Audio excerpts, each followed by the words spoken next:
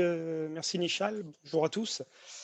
Je vais essayer aujourd'hui de partager avec vous tous l'expérience que nous avons eue avec Port de la Réunion sur l'installation d'outils qui contribuent à mettre en place un smart port.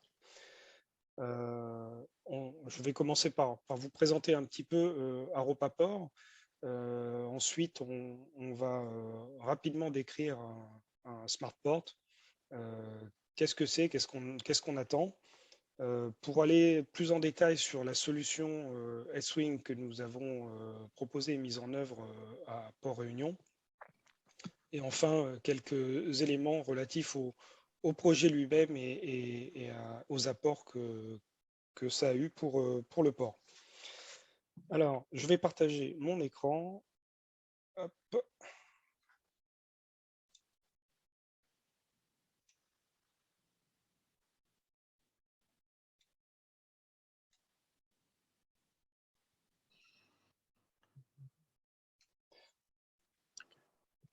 Voilà. Alors,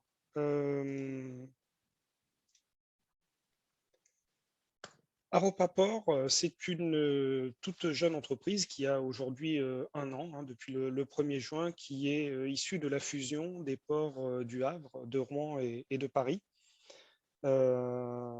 C'est un port qui s'étend aujourd'hui sur plus de 500 km de voies navigables sur la Seine, les boucles de la Seine, en France métropolitaine, depuis Paris jusqu'au Havre. C'est un port qui a une très grande surface, hein, ça représente environ 16 000 hectares, et dont 5 000 hectares qui sont dédiés aux zones naturelles. Si je passe au slide d'après, quelques chiffres sur Aropa Port, hein, c'est le 5e port européen en termes de trafic. C'est le premier port français pour le commerce extérieur. Donc c'est plus de 3 millions de conteneurs par an et puis presque 85 millions de tonnes au global. C'est aussi beaucoup de trafic fluvial, notamment fluvial et maritime par le port de Rouen aussi, qui est le premier port céréalier d'Europe.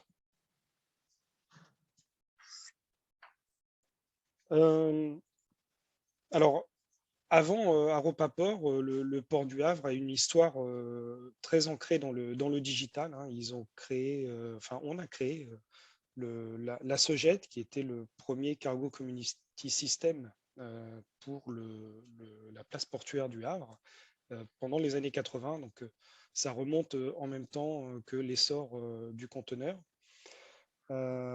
Et aujourd'hui, Aropa Port s'investit très fortement dans la digitalisation et dans le smart port. Un smart port, alors vous trouvez la définition que j'ai gentiment recopiée de la stratégie du port de Barcelone, mais que Aropa Port partage bien volontiers. C'est un port qui est durable, moderne, agile, résilient et transparent. Alors tout ça pour dire que en fait c'est un port qui va mettre en place des outils numériques au service de sa communauté, au service de ses clients, pour leur offrir la possibilité de travailler dans des conditions, dans les meilleures conditions possibles, le plus rapidement possible, en faisant à la fois des économies financières, mais aussi en essayant de faire en sorte de toujours rester efficient et de faire des économies d'énergie, notamment pour les grands armements, leur donner le maximum d'informations afin qu'ils puissent réduire la consommation de leurs navires, par exemple. On parle de transparence et la transparence, c'est fournir l'ensemble des données aux acteurs au moment où ils ont besoin et l'ensemble des données dont ils ont besoin. Ce n'est pas tout donner à tout le monde. Par contre, c'est aussi être capable, comme le mentionnait Henri tout à l'heure, c'est aussi être capable de faire des échanges entre places portuaires bien en amont des escales que l'on gère, de manière à pouvoir avoir le maximum d'informations relatives notamment aux escales que l'on gère. Alors, le port Réunion aujourd'hui a un single window, hein, un système de single window. Pourquoi on parle de système? Parce que c'est un ensemble de plusieurs outils. Un single window n'exige pas un seul outil. Par contre, c'est un ensemble d'outils qui permettent de déclarer les éléments une seule fois, les éléments d'escale, les données d'escale une seule fois, et de traiter de manière autonome et quasiment automatique, dans la mesure du possible, l'ensemble des déclarations relatives aux données d'escale. Marchandises, évidemment, sur le logiciel CIMAR développé par Infoport dont Henri a parlé tout à l'heure, le Cargo Community System, mais toutes les données opérationnelles, depuis la déclaration d'escale jusqu'au départ du navire, qui sont traitées, elles, par le système S-Wing, édité et développé par Aropaport. Donc, on a décidé, il y a 10 ans, de développer nos propres outils. Nous avions les équipes techniques et fonctionnelles pour ça, ce qui nous permet de développer des outils qui sont vraiment dédiés à l'usage portuaire. Voilà. C'est un port qui édite des outils portuaires. Pour aller un peu plus dans le détail de ce qu'est Swing, excusez-moi, c'est un guichet unique qui est dédié à une communauté portuaire. C'est un ensemble d'outils que le port va utiliser, mais aussi les commissionnaires de transport, les armements, les opérateurs de terminaux. Tous ces acteurs vont pouvoir utiliser les services du single window et notamment de S-Wing. C'est couplé avec un outil, un des modules de gestion des marchandises dangereuses, hein, que vous voyez là en vert qui apparaît, c'est IMAD, et un système de VTS, donc de tracking des navires, soit radar, soit AIS. Un single window, c'est un outil qui est capable de concentrer l'information de manière automatique. Hein. Ce sont des échanges de données de système à système que l'on met en place la plupart du temps, mais qui offre aussi une façade pour les déclarants, et cette façade doit être la plus intuitive et accessible possible, notamment accessible au travers de tous les outils de mobilité que l'on a aujourd'hui. En termes de fonctionnalités, Swing couvre l'ensemble des fonctionnalités relatives à une escale de navire. On parle de la partie déclarative, hein, avec tous les formulaires obligatoires. On parle là, par exemple, de l'OMI, hein, les fameux formulaires FAL, jusqu'à l'ensemble des procédures d'accueil spécifiques à un port pour une escale, y compris les fonctionnalités de facturation, notamment.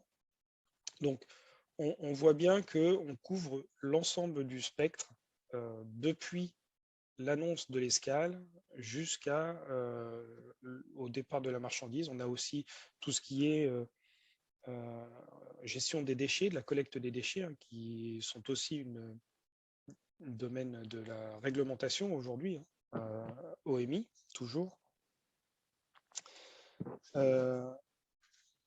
C'est une architecture qui est modulaire. On peut avoir un module de gestion des marchandises dangereuses sans forcément utiliser tout de suite le module de gestion des escales. Néanmoins, ce package d'applications est toujours plus efficace quand il utilise l'ensemble de ces fonctionnalités et de ces modules.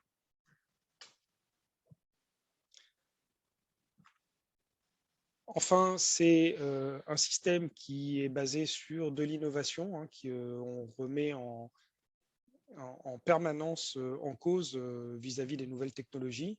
On utilise beaucoup de connexions vers des systèmes IoT. Alors, quand on parle de domaine portuaire, l'IoT, ce n'est pas forcément simplement des petits objets connectés, hein. Ça peut être, comme le mentionnait Gérard tout à l'heure, un portique. Un portique est un objet connecté qui est capable de transmettre des informations à nos systèmes que nous restituons sur des cartes de manière à donner aux officiers de port l'ensemble des éléments pour pouvoir prendre la décision de faire appareiller un navire en toute sécurité.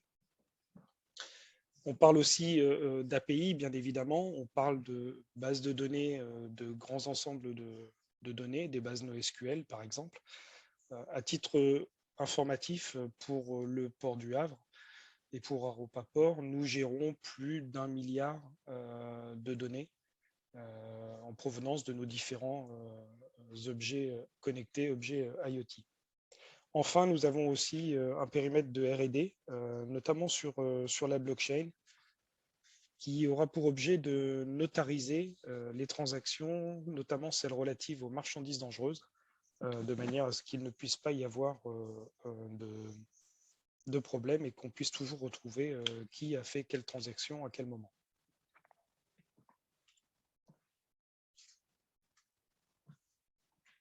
Un Swing, c'est un outil, donc vous voyez quelques écrans au milieu, hein.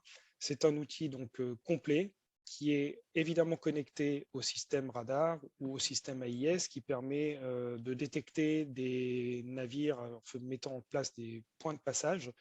Un navire a passé telle zone, le système est informé automatiquement.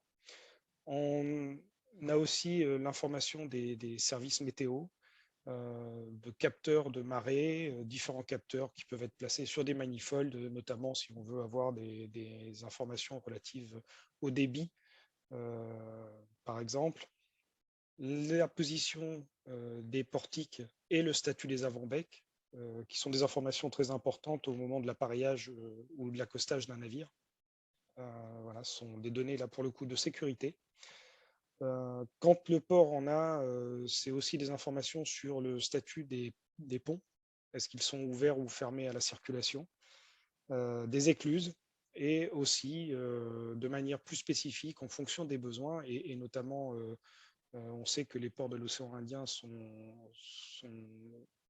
voilà, influés par la houle australe, et cette houle australe est mesurée, et on est capable aussi directement dans nos systèmes d'intégrer toutes ces informations. Ça fait un ensemble de données qui est important et que nous sommes capables de restituer sur des cartes. On est donc sur du digital twin, du jumeau numérique opérationnel, hein. C'est du temps réel, c'est de l'information qui est capable d'être retracée dans le passé pour pouvoir rejouer une situation et savoir comment ça s'est passé, avec l'ensemble du contexte, les conditions météo, les conditions géographiques de la marée, par exemple, la situation des navires, des portiques et les différentes. Là, vous voyez par exemple sur l'écran les quais qui sont en travaux. Vous voyez ici les portiques qui sont en opération, et en vert ceux qui sont arrêtés avec l'avant-bec levé, ainsi que des informations relatives au pont. L'étape d'après, c'est d'aller encore plus loin sur la représentation en temps réel, et quelque chose qui soit de plus en plus proche de ce que l'on veut, de ce que l'on voit au quotidien. Et on est sur le digital twin, le jumeau numérique en 3D temps réel, que nous avons déjà une première version qui est en production chez nous, et nous travaillons sur une deuxième version qui sera basée directement sur les systèmes de SIG, notamment avec les outils SRI.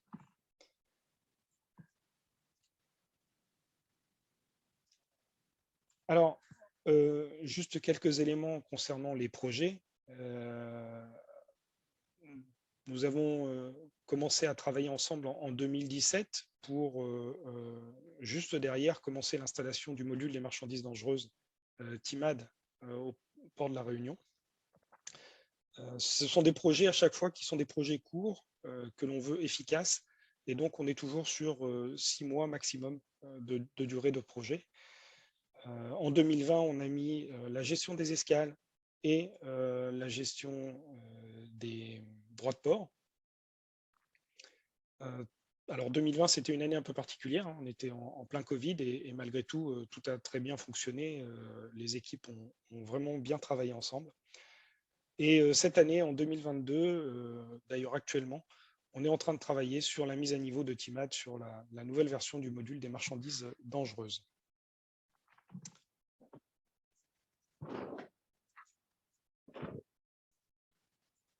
Les bénéfices qu'apporte un tel système comme Swing pour notamment Port de la Réunion, c'est déjà d'être complètement compliant, oui, avec les réglementations internationales. Désolé Henri, je ne sais plus le mot en français. Voilà, ça permet de toute façon d'être sûr qu'on va appliquer les réglementations au bon moment. Il y en a de nombreuses et elles changent de plus en plus souvent. Donc, il faut des outils agiles. On le disait tout à l'heure en introduction de notre présentation. Il faut des outils agiles de manière à pouvoir répondre à ces réglementations qui sont de plus en plus drastiques. Et c'est normal parce qu'on est aussi soumis à des normes environnementales de plus en plus strictes. On augmente, on améliore la sécurité sur les terminaux, hein, notamment avec la gestion des marchandises dangereuses et une connaissance accrue et fine des entrées et sorties sur nos terminaux. On en a parlé tout à l'heure aussi, hein, la sécurité, c'est aussi être capable d'accoster et d'appareiller un navire en toute tranquillité, sachant que l'avant-bec du portique est dématé. On a aussi une grande amélioration de l'anticipation. Au plus on est capable d'avoir les informations tôt, au plus les officiers de port, la capitainerie et les services au navire, qui sont pilotage, remorquage et l'amanage, sont capables de prendre en charge l'escale de manière sereine et optimisée. Les droits de port sont, eux, évidemment complètement intégrés à la gestion des escales et on sait exactement qu'est-ce qui est appliqué, quels sont les taux qui sont appliqués et pourquoi. On est capable de revenir en arrière, de retracer quelle était exactement la nature de l'escale et est-ce que les droits de port qui ont été réglés sont correctement affectés. La gestion des déchets aussi, hein, qui est un dernier règlement de l'OMI, un règlement international, qui vient en plus d'être transposé en réglementation européenne. Là, on a une obligation du contrôle non seulement du dépôt, mais aussi de l'ensemble de la chaîne de traitement des déchets des navires lorsqu'ils déposent leurs déchets dans un port. Voilà, tout ça pour expliquer que les projets que l'on met en œuvre sont non seulement des bénéfices directs, mais sont aussi des bénéfices indirects.